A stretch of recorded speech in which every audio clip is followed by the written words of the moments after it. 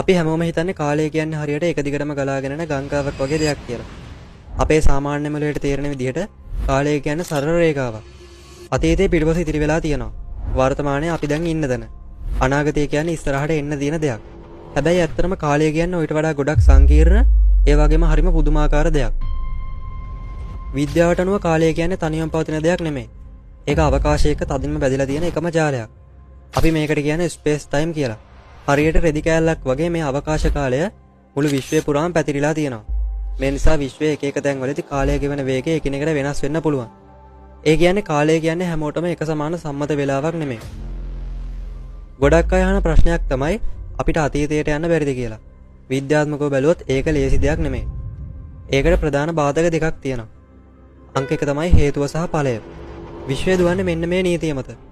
අපි අතීතයට ගිහින් එක පුංචි දෙයක් හරි වෙනස් කළොත් ඒකෙන් මුළු අනාගතයම අවුල් වෙන්න පුළුවන්.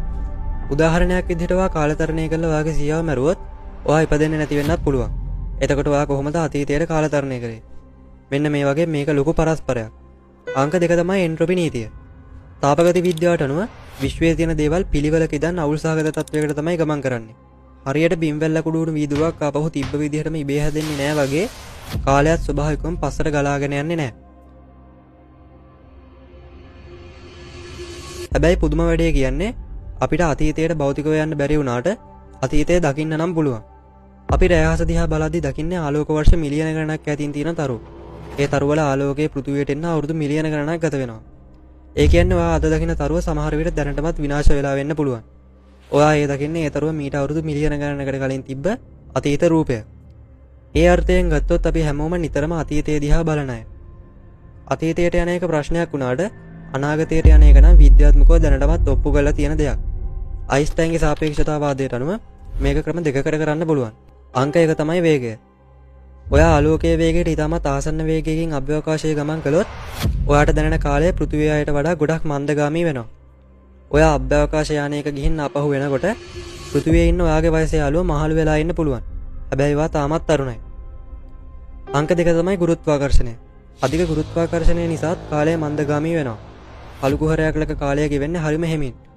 අපේ GPS චන්ද්‍රිකා පවා වැඩ කරන්නේ පෘථිවියේ කාලය සහ අභ්‍යවකාශයේ කාලය අතර තියෙන මෙන්න මේ පුංචි වෙනස ගණනය කරලා. න්‍යායාත්මකව තවත් ක්‍රමයක් තියෙනවා වර්ම් හෝල්ස් කියලා. ඒ කියන්නේ අවකාශ කාලය නවලා විශ්වයේ එක තැනක ඉඳන් තවත් තැනකට හරි එක කාලයක ඉඳන් තවත් කාලයකට හරි යන්න පුළුවන් කෙටි මඟක්.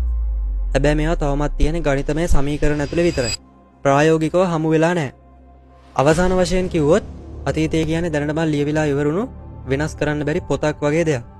ඒත් අනාගතය කියන්නේ ඕනම දෙයක් වෙන්න පුළුවන් විවෘත ලෝකයක්. අපි කැමති වුණත් නැතත් අපි හැමෝම මේ මොහොතේ කාලතරණය කරමින් ඉන්නවා. හැබැයි ඒ එකම එක දිශාවකට විතරයි. ඒ තමයි අනාගතයට.